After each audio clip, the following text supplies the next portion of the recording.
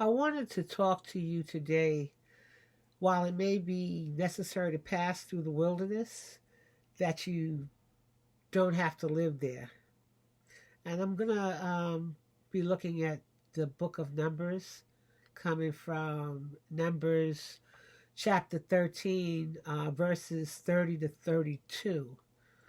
But before I go there, Numbers teaches us that there may be times when God allows us to go through prolonged wilderness experiences, not only in order to get our attention, but also to change our thinking or our behavior. It isn't really merely enough to engage in self-examination. We can see a problem and even acknowledge that it is there.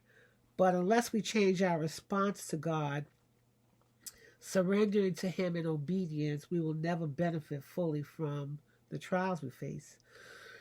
If, on the other hand, we are willing to allow God to use our wilderness experiences to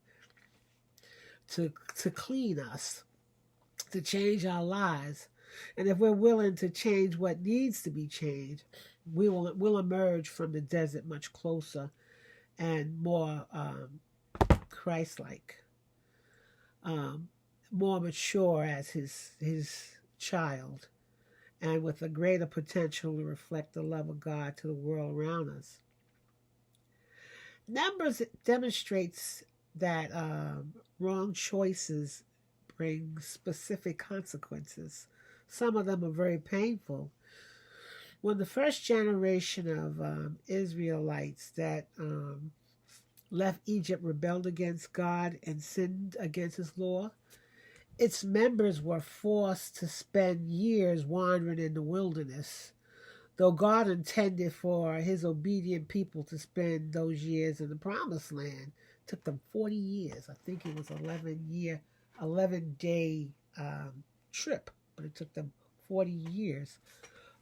In the Bible in Numbers, I'm going to read it to you. Got to put on my glasses because I can't see without them when I'm reading. In the Bible here it says, then Caleb quieted the people before Moses and said, we should by all means go up and take possession of it, for we will surely overcome it. But the men who had gone up with him said, we are not able to go up against the people, for they are too strong for us.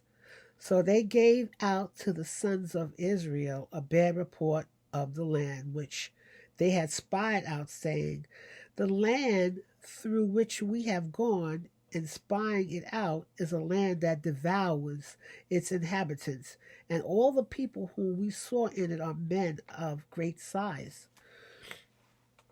The thing is this: trust in God means looking beyond what we can see to what He sees. Caleb wasn't worried about the obstacles because he kept his focus on the Lord, who is able to overcome any challenge we will ever face. And because he and Joshua honored him, God eventually allowed them to enter the promised land, even though the rest of their generation did not. So the thing is this: even though, saints, we're in the wilderness, don't rush to get out of the wilderness. Don't pray to get out of it. Let God continue to do what He has to do to get what's in you that's not pleasing to Him out of you, so that at the end, when it's all done, we're more pleasing to God. I know it's hard to do it, but at the end of the day, we want to be pleasing to God and we want to be obedient. Amen.